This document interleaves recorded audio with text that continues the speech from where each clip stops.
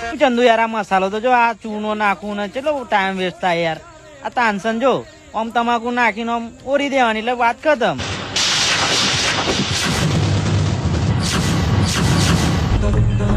અરે તને શું ખબર પડે, મસાલા ઘસવાનો એક અલગ નશો છે.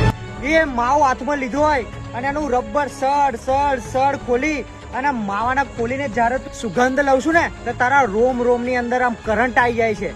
એના સોપારીના નાના ટુકડા કરી હા અને ઉપર ચૂનાની આમ કરીને પડીકી તોડીને જે આમ નાખ્યું હોય ને, જેમ જલેબી પર ચાસણી નાખે ને એમ ચૂનાની ધાર નાખવાની.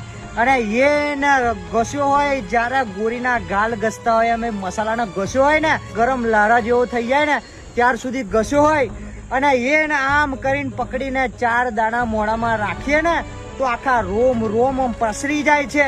મગજમાં એક નાનો કરંટ જેવું ઉત્પન્ન થઈ જાય છે ને જ્યારે તારે મસાલો ખાવાની જે મજા આવે ને એ આ તાનસેનમાં ના આવે વાલા, આ તાનસેનમાં ના આવે.